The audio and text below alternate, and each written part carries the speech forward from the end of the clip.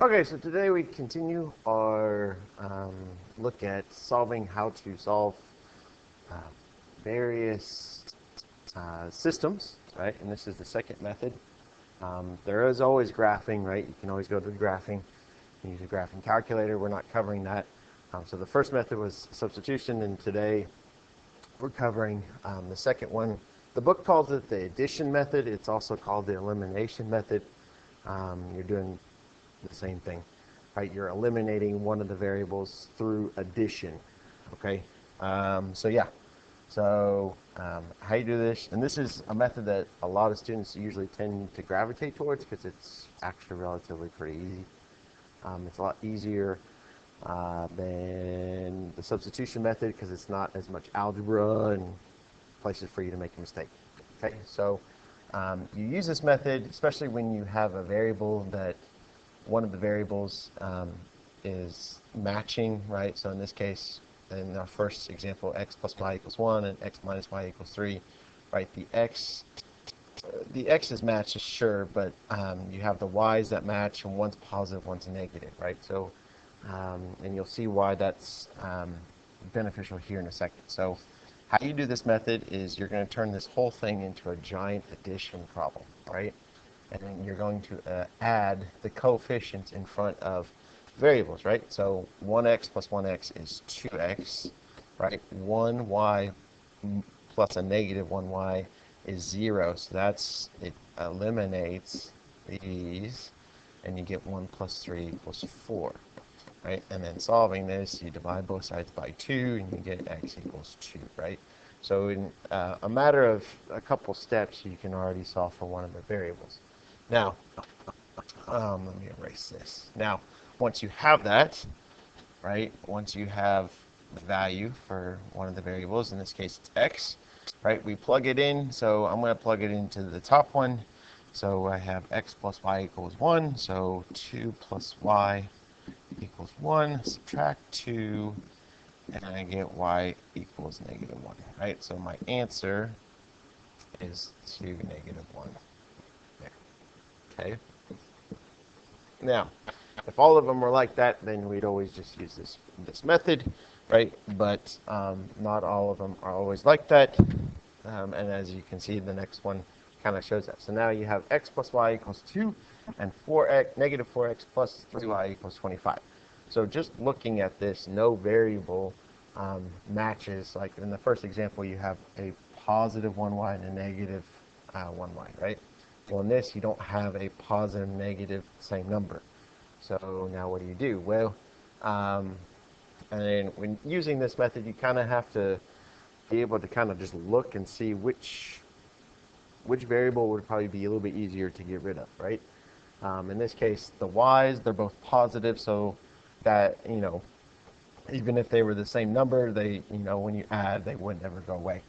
The x's, you have one positive, one negative. So if they were both the same number, through adding, then they would go away, right? Well, you can make, when looking at it, this number right here is not 4. So if we can make this 4, then when you add, then the x's would go away. Well, we can make it 4, right, by what you have to do is you have to multiply the whole equation by 4, right? You can't just multiply 1, then it changes the equation, then you change the problem, right? But if you multiply everything by 4, you just made it 4 times bigger, okay? So if I do this, I get 4x plus 8y equals 8, and negative 4x plus 3y equals 25, right? So I didn't do anything to the bottom equation, so I just write it. The top equation gets multiplied by 4.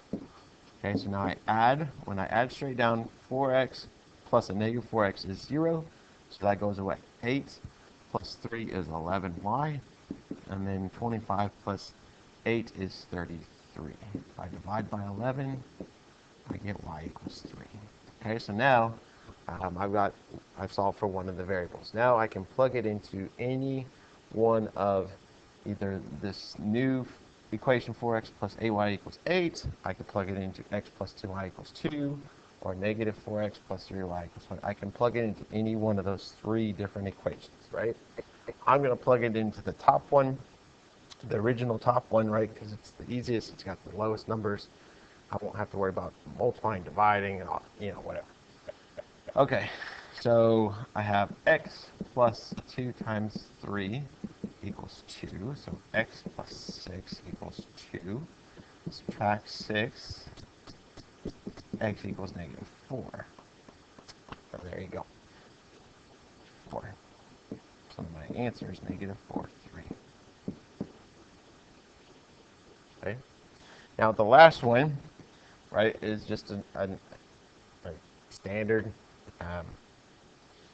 standard system, right? 4x plus 3y equals 15, and 2x minus 5y equals 1, right? So just looking at this, you'd probably, just like in our last example, you'd probably want to get rid of the y's because one's positive, one's negative, right? Now that's not 3 and 5, right? There's no number I can just multiply one by to get the other, right? Without multiplying by fractions or something like that. So you now have to ask yourself, okay, what number is common between 3 and 5, right? If you do that, the least common multiple between 3 and 5 is 15, right? So what times 3 is 15? Well, that's 5. So that means I have to multiply the top equation by 5. Okay, now what times 5 is 15? That's 3. So I have to multiply the bottom equation by 3. Okay, so I'll get a completely new system, the top equation being 5 times bigger and the bottom one being 3 times bigger. Okay, so now you have to distribute, right? So 5 times 4 is 20x. 5 times 3 is 15, so 15y. And then 5 times 15 is 75. Okay, now do the same thing for the bottom. 3 times 2 is 6. 3 times negative 5 is minus 15y. And then 3 times 1 is 3. Okay, now if I add straight down, I get 26x equals 78. I divide by 26, right? And if I divide by 26, I get x equals, should get x equals 3. Okay, now I can take this value of x equals 3 and plug it into any one of the 4 different equations, right? I can plug it into this guy. I can plug it into this one. I can plug it into this one or this one, right? Whichever is the easiest, right? Looking at it, let's do the top one. Our very first equation, 4x plus 3y equals 15. Let's plug it into that. 4 times 3 plus 3y equals 15, right? So that's 12 plus 3y equals 15. Subtract 12, get 3y equals 3, or y equals 1.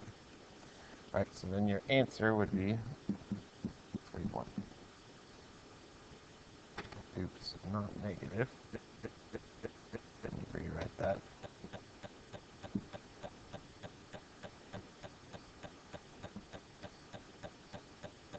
There you go. Okay. If you have any questions, please comment or email me. Thank you.